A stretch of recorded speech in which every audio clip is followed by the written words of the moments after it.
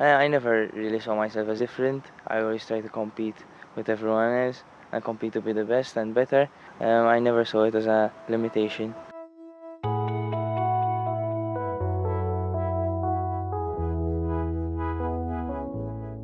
I competed in 2016 in Rio, and I will attempt the feat again in a few weeks' time. It's a lovely journey. It's my first time at these games, so I'm looking forward a lot. This has been the best training year in my career because I spent it in Loughborough University training with the world-renowned high-performance swimming team. I'm focusing on being as calm as I can be. I've had a similar experience in Poland just a couple of months ago, so I'm a bit more prepared for these events.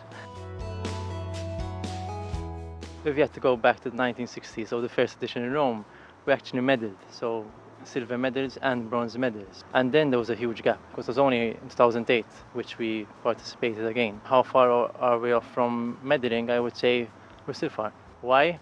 Probably many reasons, but if you have to try boil it down, it's ultimately down to the level of support. There have been obviously improvements made, but I think there's a lot of improvement to be done.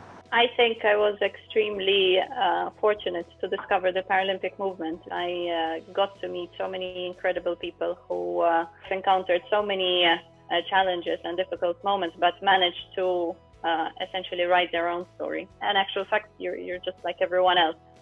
The only difference is that we never give up.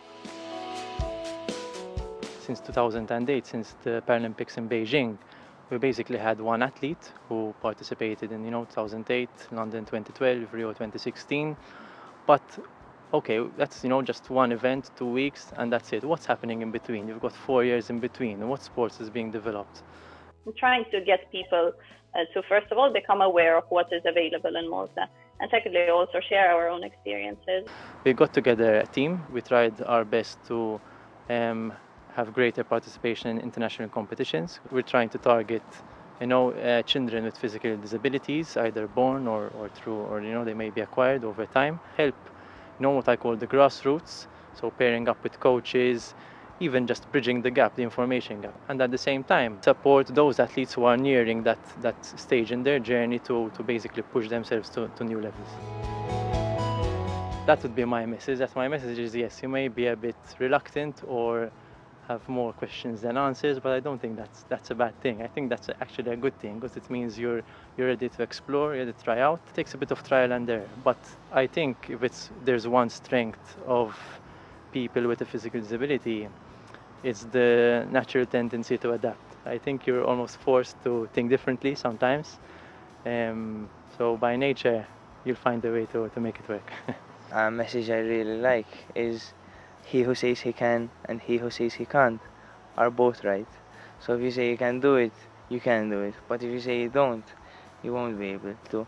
I find what works for me is I have a few poems that I find motivating and that I know by heart. I think during a difficult set, I just keep repeating them in my head, and that's how I get through every session. It matters not how straight the gate, how charged with punishment this grows. I am the master of my fate. I am the captain of my soul.